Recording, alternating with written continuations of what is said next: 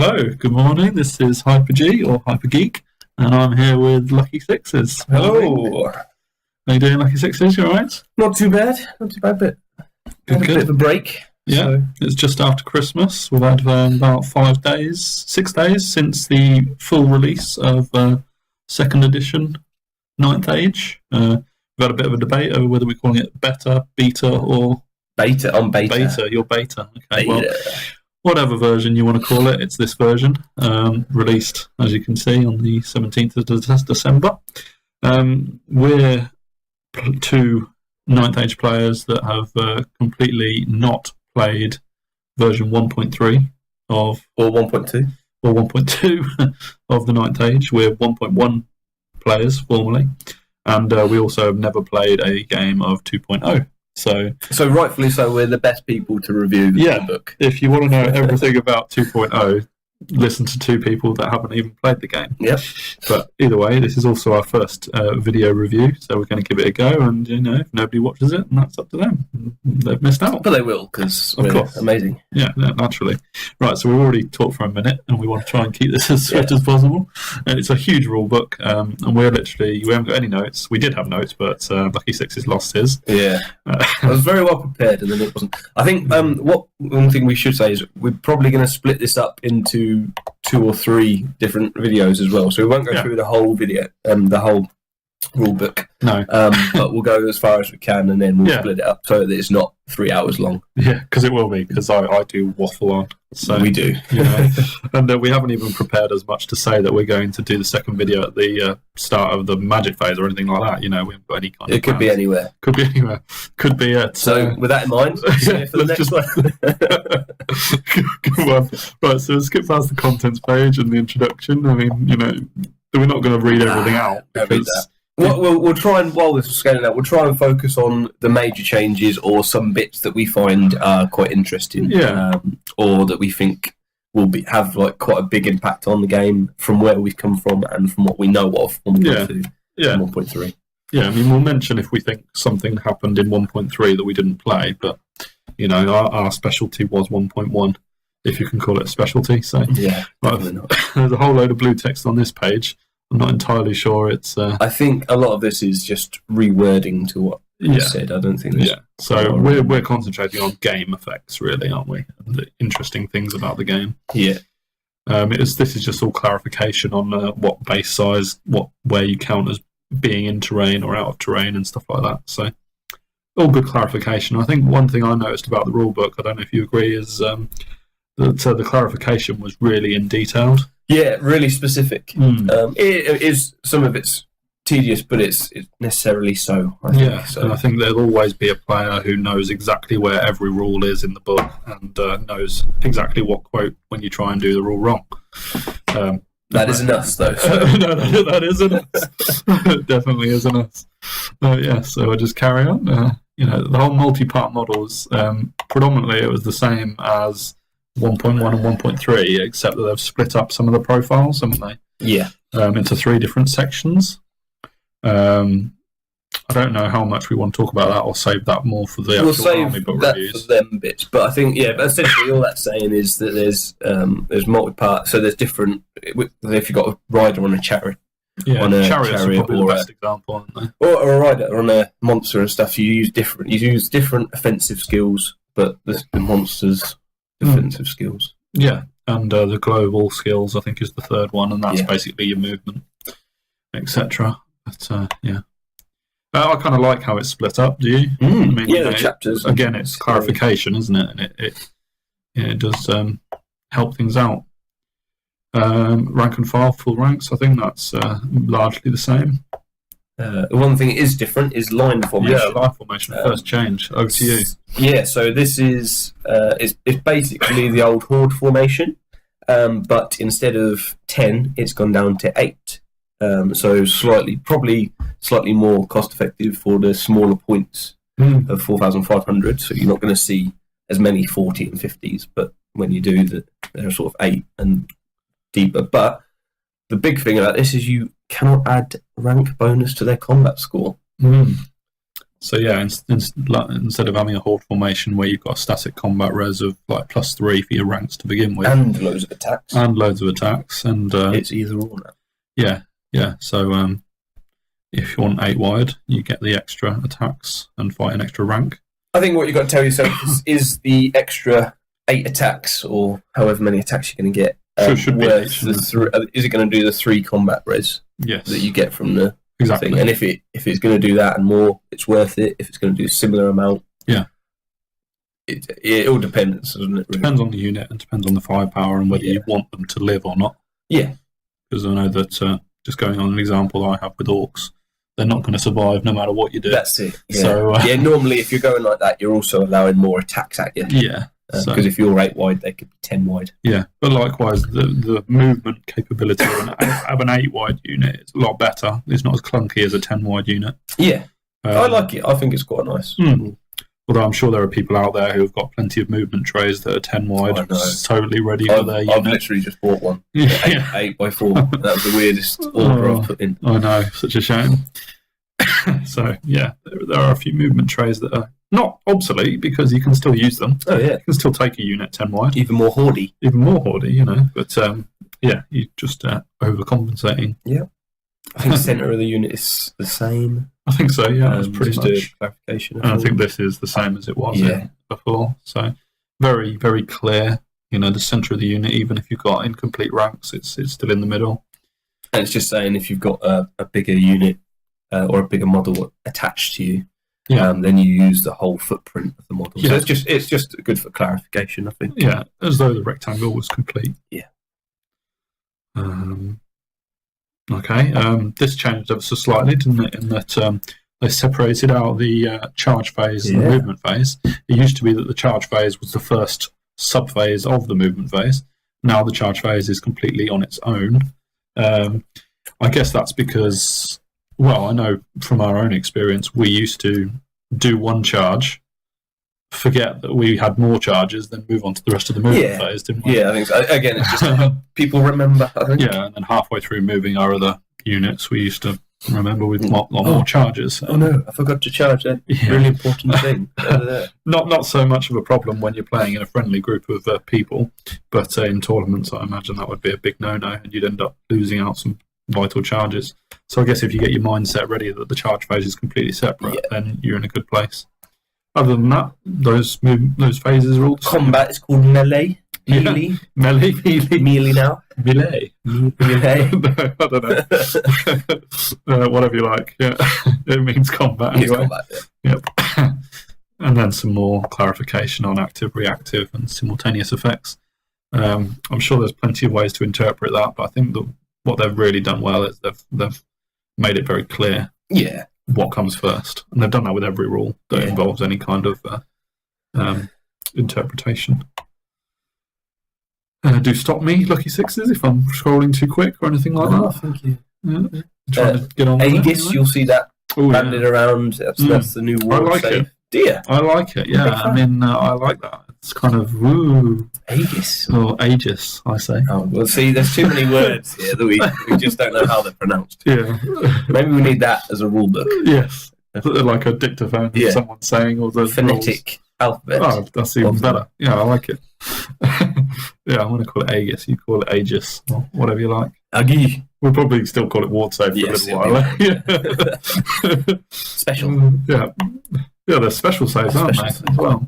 Yeah. And then this is the whole how to roll a dice without the former scatter dice, which we've never really tried. As I said, sometimes quite tedious. Yeah. How to roll a dice. I know. Explained. Well, to be honest, I could do with that advice because I'm not overly good at it. But, anyway. Measuring distances is the same as it has been ever since 7th edition, which I won't go into. No, that's a different game entirely. Line of sight. Now this is slightly different, and they've made it very much more clarification. I think it's very different. Yeah, so I suppose go on then. Over to you, because line of sight is the most difficult thing to explain in the world. So hard. Yeah. You can have that one then. So basically, though, if units can stop you seeing other units, is the biggest change. Yes. From this one. So you have to be the same height or taller to obscure to stop it. But But you can. So if you park, if you have a mage or a shooter, that is in front of or behind a unit of infantry, and a unit of infantry tries to shoot that mage, they cannot see him. Right. So they cannot choose him as a target. They just cannot see him, and that includes spells as well, and vice versa. Okay. I think one of the things this refers to as well is war machines. Right. So a cannon cannot shoot over infantry into infantry. No, it would have to basically shoot first unit and then hope it carries on through. But that's even if it's friendly units. Right. As well. Yeah. So if you've got a unit of archers in front of your cannon, it cannot shoot other infantry. Although it won't, because you'll be going for dragons and other things and monsters and stuff like that. But you can't park your war machines behind you. But that also means that those archers can't shoot that cannon. Yes, the cannon is protected. So obviously it works. Cannon's probably a good example of why you would park it behind a unit of infantry. Yeah. But at the same time, you have like other war machines like bolt throwers or things like that you wouldn't want it behind infantry. It'd be interesting to see how that works out. We haven't really, as I said, we haven't played an actual battle yet, so we haven't properly worked it out. It's all theory hammer at the moment, which is quite a nice little phrase. That theory hammer, yes. Not like that. Okay, so there's so many possibilities for the site. Model size is changed. They've reduced it to only having 3 now. Yes, as well. So standard includes cavalry. Infantry and war machines. So it's all the small. Large is more the monstrous stuff, and gigantic is your monsters. Humongous. Yeah, and the big stuff. You do have I'm not sure it says it here. It might be later, but there's a tool. A tool special rule. Like the tool, as in, for example, has it. High. So that just means that you're 1 higher with gigantic being so you can still count as the size you are, but you've got line of sight. So I believe cavalry are standard tall. Okay. So they are standard size, but they count as being large for purposes of line of sight. Right. So if you've got cavalry shooters, they can see over or standard. Cavalry mages, which I'm going to and with the idea that war machines can be hidden by shooters and on-foot mages, I think you might see a few more of them. Okay. Or mounted mages. Fair enough. Be quite good. Nice prediction there. Yeah, nice. It's bold. It is. Bold prediction. A brave man. Right, unit spacing I think is the same, despite a bit of blue text in the middle. Yeah. It's just to stay a decent distance away from other units and Yep. And board edge, well, it's just pretty much. No, it's taken off something actually. Oh right. It, as far as I'm aware, you used to be able to go if you were next on the board edge, you could go off it slightly. As long as you came back on in the same. As long as you weren't 50% off. Right. You cannot do that now. So you can't go off at all. You can't go off at all. Oh, that's good. So it's basically taken out the bit where you go off. So it's like a wall basically. Yeah. And if you go off that, you're off the board and you die. Yeah. So you just wouldn't. So So I suppose you can. Well, leave a treat. Yeah. Still, that could happen. So I know there's some battles against you where I've just thought, forget this. I'm just going to pack up and go. But I imagine that's more again for the tournament players because if you go off, is that 50%? Is it 51% off? They don't need a judge or a referee to decide that. If you're off, you're off. Yeah, I like it. Right, so we've already touched briefly on the characteristics and how they've changed. We've got the global, defensive, and offensive characteristics. I like it, as I said. They've separated out advance rate and march rate. It's not just so it used to be your move rate and your march rate, you just double it, and you used to just double it. Now they've separated them out, and pretty much any unit, most of them will be doubled. Yeah. As a general rule, but some units are better at marching. Well, I don't know if there are many that are actually better than double march. Well, my high elf chariot is. Oh, okay. It might be one of the only ones that can chariot that can march. Yeah, it's movement 8 and movement 9, march 14. I believe it's okay. But yeah. It's only got 3 wounds, and it's comparable to the goblin chariot. So we'll move on from that. Okay. So you're just picking out the only highborn elf unit that isn't awesome. Is that what you're saying? I think it can be awesome in its own way. Okay, we'll move on swiftly. Yes. But yeah, on this, they've separated that one. They've separated the weapon skill. Yes, formal weapon skill is now defensive skill and offensive skill, which is split into the two different profiles. And they've separated strength and AP, or armor piercing. Yes, because your strength no longer affects the armor save of the model you're attacking. Yeah. It's all to do with the armor penetration instead of armor piercing. So yeah, you can be strength 5 against resilience, not toughness. All the names have changed apart from strength. They couldn't find a word for that. No. Power. Don't tell them. Okay, sorry. Yeah. That's why I should have been on the board. No, not really. I don't think I have any kind of. No, but yeah. So and like you said, you've got global, defensive, and offensive, and I like it as well. It's different, especially the way they set out the units in the books. And it means that you can have spells that affect only your defensive skill or only your offensive skill. You know, it gives you more scope, doesn't it? And, but otherwise, nice, I think. And still pretty easy to understand. You know, you're not going to be getting confused. Lastly, as well, I don't know why they include naught in it, but you can go above 10. Yeah, I mean, and presumably below naught, but I don't know. I haven't ever come across. I think what they've done is they've made it so they've actually play tested everything, and it's impossible to go to naught. Okay. So I think they've taken it out because I don't think it's possible anymore.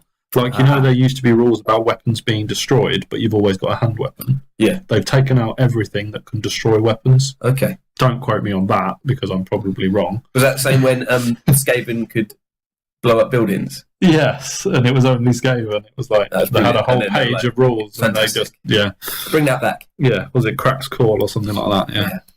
Yeah, so I think they made it so that you can never get naught anyway.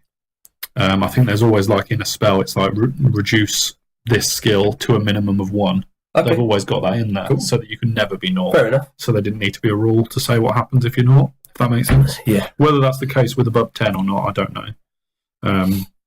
Maybe they also have a rule that if you increase something to a maximum of 10, it might be like that. Yeah, they've just done it that way. But that's my thought anyway. Something that they've actively got rid of, so I don't know. We'll see where that comes in. Yeah. So random characteristics. I think they're pretty much the same as they were, like they were. Yeah, I think a lot of that is changing the wording. Yeah, and I think it's usually your attack value or your movement values that are random. I don't think the others tend to be. And it'll all be stated if it is. Yes. And I imagine it usually affects the units that you're used to it affecting. Yeah. So that won't be too hard to adapt to. Performing characteristic test. Again, the same. We've kind of taken up the naught bit, but as you said, you're probably right. It probably won't ever be equal to naught. You watch our very first battle, we'll be able to get something down to naught, and we'll be like, well, what do we do? Yeah. We'll remove it. Yeah. That's it. Yeah, if it's your high elf dragon, elf dragon, then definitely gone. Yeah, this whole priority of modifiers is a little bit, like you say, tedious seems to be the word. Yeah. But it's very, whatever you need to be in this section of the rulebook for, it will be explained. So if you ever find yourself having to quote this, you're either against an opponent that you're trying to get a point across to. Clearly, or you've been talking to him for a while. Yeah, or you're on the wrong page of the rulebook. Doesn't understand how you're pronouncing beta. You go back to this. And you try to explain it from the top. Yeah, so I don't think we need to really worry about that too much. No, it's if you're into that sort of thing, go for it. Yeah. There. We've touched on it, and we'll move on. Yes, I think definitely. This is the kind of review this is. Yeah. Oh, yeah. Oh, okay. If a more detailed order is needed, so that was they're more detailed than that. Yeah, apparently. Oh, interesting. Yeah. Anyway, I like these pages where there's nothing on them. That means we can skip through them. Okay. Yeah. So, setting up a game. We've had some great fun making our army lists already. Yeah. Obviously, magic items are no more. It's special equipment now, which is wonderful. Yeah, like upgrades, aren't they? Yeah, enhancements. I like it. And the categories side of army lists is the same as 1.3, which we did skip, just because of family reasons, really, but we won't go into that. And so each army has a different set of categories, and they can have a maximum amount of models from each category, etc.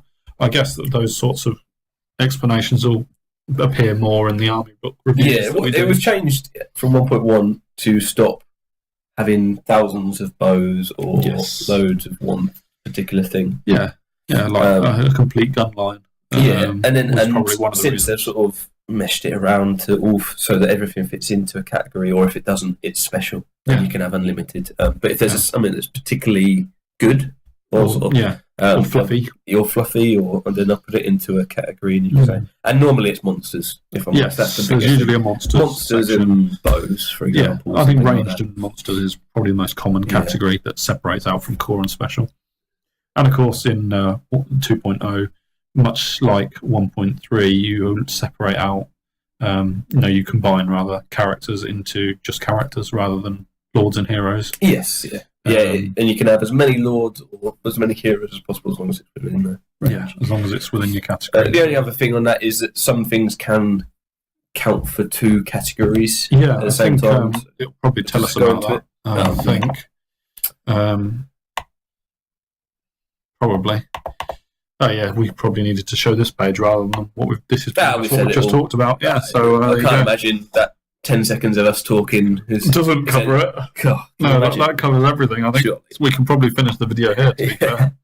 There you go. Units belonging to more than one category. That was what you were about to talk about, wasn't it? So yes, it does get a little bit complicated on your army sheet, but. I think once you get a hang of it, it makes a lot of sense. Like a character riding a monster counts towards characters and monsters. Yeah. Most there'll be some things in some armies that make that specific category higher or lower. Yeah. So just be aware of that when you're taking. Yeah. But you're looking at the lists. Generally, you're probably going to struggle to get 3 monsters in a list, I'd say, of 4,500. Yeah. You're probably going to manage it if you have nothing else in that category. There'll be lists where you can, and there'll be some monster mashes. Maybe warrior. I haven't looked at it, but warriors might be there might be some monsters in that you can fit in. Yeah. Yeah. I mean, I'm just making a sweeping comment. Yeah, you can't get 3 monsters in a list. Every army you can get 3 monsters in a list. So there you go. Shut my mouth. But I think splitting costs between categories is a similar sort of effect. Yeah. You basically just got to follow the instructions in the book. Yeah, and they all say it, and with the one of a kind and all that, they'll say it there, and it'll be quite. Yeah, and there's not much point. We're not really here to explain how it works. No, we'll skip. We're more just reviewing it in total. Oh, you've just pointed at the screen there. It's something you're excited about. The general goal. So it doesn't have to be the highest leadership. The discipline. Yeah, that's true. In your army anymore. I'm sure that's useful to some. I can't remember many times where I've picked a list and I thought, oh man, he's got to be the general. Yeah. But it gives you a bit more option. It might refer to when you've got a really beast of a lord character that will go off on his own. Yes. And you've got a mage that sits in the back rank, and you go, actually, I'll sacrifice that one point of discipline just to not put the extra victory points on my general. Yeah, and that'll help almost protect points somewhere. So you won't, if your character goes off, kills 3 or 4 units but dies, you don't lose the general bonus. Yes, because that general leadership or discipline bubble is obviously useful. So, I like that. I think it gives it a bit more customization. It puts the option back to the player, which is nice. And obviously there's the not a leader rule, which prevents certain characters from being leaders, generals, which is fine. Mainly BSBs. Yes. Warbands and Grand Armies, that's nice. I like that they've given the option of higher points value games and lower points value games. Yep. It's built for 4,500. So hidden or open lists, I think most people are playing open lists these days. I think some hiddens are nice if they're done in a nice way. Yeah. So they're quite. If you're doing it in a fun way, we go, do something. You pick this up a list. It's a surprise. We'll surprise it. We'll play it like that. Great. Yeah. But I think go open. Yeah, go open to save the hassle. It'll save them. I mean, usually you won't unless you're going to a tournament, you probably won't spend a lot of time knowing your opponent's lists. You may not even know your opponent. Yeah. And even in tournaments, you don't get to pick and choose based on other people's. So. No, there's no tailoring at all. So you just have to go with what you have. So we're into the nitty-gritty now, the actual pre-game sequence. I think most of this is the same as what it was, other than the content of each section is changed slightly. Obviously, the select the spells is a bit different. Step 7. Yeah. But should we just go through because it? Because you don't have to roll randomly. You don't have to roll randomly. We like it. We like it. You can actually choose your spells. But if I've understood it right, you still have to choose your magic path before the battle begins. Yes. Yes. So you've got an idea of what spells you want because you can choose them at step 7. Yeah, we'll get to that. We'll get to that. Right. A good change. Yeah. So as mentioned, the size of the game. The rulebook is built for 4,500. A lot of people up it to 5,000 just because they're used to playing with a few more models on the board. We haven't yet played a game, so we're going to start with 4,500. We may increase, but they've basically said that you can play whatever points you like, really, which is great. Oh, lovely. How nice of them. Yes. To allow Agreed. Yeah. And the battlefield, I think they have changed the wording of how to set up terrain, and they've added a few extras like your chasms. Cliffs instead of impassable. I think they've changed because you get a building or cliff, a hill, and a forest automatically. I think they've changed how often you roll those. Okay. So forest is the only one I can see not in that, but building and hill are 4 and 10. Yeah, so they're quite rare on a 2d6. Yeah, but I imagine that's because you get a lot of forests and things. Chasm is nice. Yeah, chasm. That's just a hole. Yeah, chasm. Don't even start that. So I think putting terrain down is basically just follow those rules, and there's not a lot we need to go into there, really. But it's cool that they've... I think they've added a few, mixed it up a bit. Nice. Yeah, I mean, long gone are the days where you had mysterious terrain that gave you ward sails or magical portals and things like that. Those days are gone, but of course... You can design scenarios to include those. Oh, yeah. Certainly don't have to play normally. The deployment types, I can hold my hand up and say that we are a bit boring when we come to play games. We're frontline clash people. Hit with a face. Yeah, we like just setting up opposite each other and going at it. Yeah. We've both had breakfast. We're ready. Yes. We've seen what we've got. Both generals have had a little chat on their mobiles and said, right, let's fight at this time. Text the missus. Go for it. Yeah, going to be out for a few hours. Yeah, frontline is our favourite. Yeah. But the good guys at the 9th Age have definitely given lots of deployment type options. Yeah. Like I say, we haven't tried them out. Dawn Assault. No, I haven't really tried that, I don't think. I think this is a new one. Oh, okay. Completely that they've added for 1.3. I believe they had 4 at 1.3, and now they've got 6. Right. So Dawn Assault, I think, is one that's they've changed. I think they had things like that in the past. Yes. But I think they've added it in officially as a type. Awesome. So it just gives you basically flanking each other. Yeah. I think. Yeah. Oh, and you can have some ambushes. Oh, okay. So a couple of you hold back some of your units. Yeah, I think up to 2 of them gain ambush. Right, that's quite cool. Which is quite cool. Yeah. Counter thrust, I think that did exist in 1.1. It did, but because I saw Tryhammer use it a lot for his okay. Right, fair enough. So, because basically you have to you put a unit down and you're 16 inches away is your deployment zone. And you put a unit down, but you've got to be 20 inches from every single enemy unit from there. Okay, yeah. And what you used to do is you used to put something 20 inches away from someone. Yeah. Put to like chariots or something. Then declare his war, get swift stride +1 movement, and go into turn 1. Nice. It was class. But yeah, so bit of a shout out to our favourite, one of our favourite YouTubers. There's plenty out there. Yes, definitely. But so I think you do it 1 each, I believe. Awesome. A lot of them that do the 1 each stuff. So the one bit that's changed is you only have to do 3 each at one a go. Okay. And then you can choose after you've done 6 in total this week, but 3 each to put them all down. Okay. So what used to happen is you used to have to do that for the whole of your deployment. Okay. But now you can. So it gives you a bit of variety after the 3. So the way you've explained that is a lot simpler than I thought it was. So Okay. I've learned something from that already. We're all learning. This is a learning curve. Indeed. Encircle looks horribly complicated as well. But, and it's staged from 1.3. That basically means you've got an attacker that loves the flanks and a defender that loves the centre. And you declare who's who and stuff. Fair enough. And you've got to stay 24 inches away from each other, but it's, on the most part. Yeah, apart from the diagonals. Yeah, the diagonals get a bit closer. But generally speaking, that's when attackers have some good flankers that want to get up early doors. Cool. Refuse flank, we did have a go at a few times, and that one's nice and diagonal. Yeah. It does make you appear a lot closer than you think you are in some places.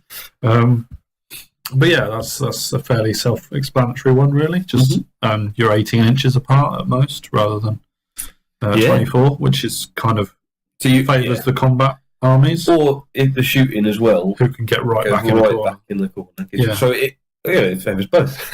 Both shooting and combat. Okay. Marching columns is one that I particularly like the look of. Yeah. I think this is completely new, and I'm very intrigued by it.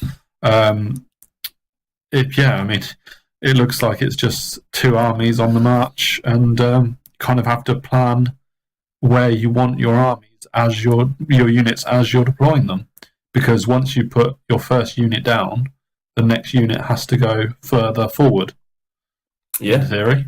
Now I'm just reading this. Do the players have to choose opposite short set?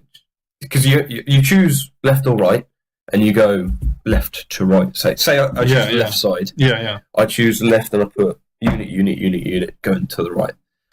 Does the opponent have to go right to left, or vice versa? I don't know. Each player must choose a short table edge when deploying their first unit. It's just up to them. So you could choose the same short edge. Yeah, as far as I can tell from a quick read. Okay. But there's probably something in there that we're both not reading and telling people false information. Again, the 6 units thing. So you have to go 1 each. Yeah, until you've both done 3, and then you can throw down. Okay. But it's with the centre as well. There's something to know. Yes. So it's only the centre that has to move to the opposite flank. Yeah. So you can have slightly overlapping units if you want. Okay. Secondary objectives. They're quite a nice little adding of flavour into battles. Yeah. Very much a 9th age thing. I think it gives, in my mind, it gives the person that thinks they've got a bad matchup a way to win. Yes, it does, because the 3 victory points, or the 3 objective points that you get, it's quite a big swing. If you're in a close battle, if you're in a close battle, it's definitely a way to. Well, 10-10 becomes 13-7. Yes, it does. Sounds good maths. I know. Hey, math hammer. Yeah, totally. But yeah, so I like it. And hold the ground and breakthrough are very much the same as they always were. Spoils of War has got a bit more of an explanation, and that one looks quite fun. It's like basically having. Is this not a new one completely? Whether it was in 1.3 or not, I don't know. I think it's probably new. It's basically like a unit that has treasure, shall we say, or precious loot as it's listed there. And then if you take that unit out, you get the loot. Yeah, I think. So the treasure or loot as is on the battlefield. You go to pick it up with a scoring unit. I believe. Yeah. Does it have to be scoring actually? Yeah, it has to be a scoring unit. And then once it's got it until it flees or dies, and then the opposition can pick it up. Yeah, and while you've got that treasure, your march rate is set to your advance rate, so you basically can't march. It's heavy. Well, you can march, but no further than you move. So don't march. Yeah, good though. Yeah. And then is it whoever has the most wins?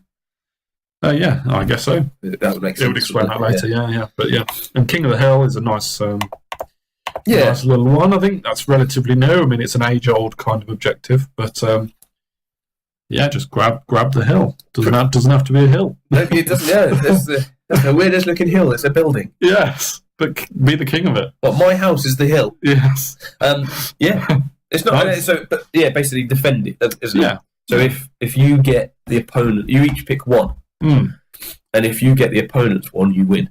Yeah. And vice versa. Yeah. Or draw. Or maybe the person who has the most, because if you have one each, I think that'd be no one gets it. But yeah. So if you get his and he gets yours, you then can it's swap down. it's still equal. Yeah. So the one who has the most, or if you've got one and they've got none. Yeah, you need to get theirs and defend yours.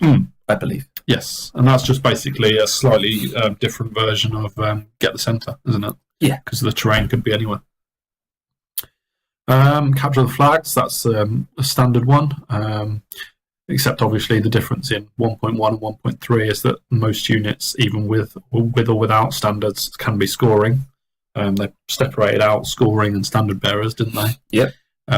You also in this get if you have things. So if you got a list with no scoring, which I don't know whether you can, you get given scoring on the three of them. Yeah. But I think your opponent chooses. Yes. So they could choose basically your redirect. So it's in your interest to get scoring that you want. Yes. Otherwise, they might go, well, there's 3 war machines back there. Yeah, which I've got a couple of units of ambushers to just 17 peg knights. Or something, I don't know. Yeah. Then they'll choose them. So it's probably a maximum of 16 peg knights. And you've just completely made this inaccurate. Damn. Well, I don't want to play anymore. No. To be honest, with that kind of knowledge, you should. Yeah, I know.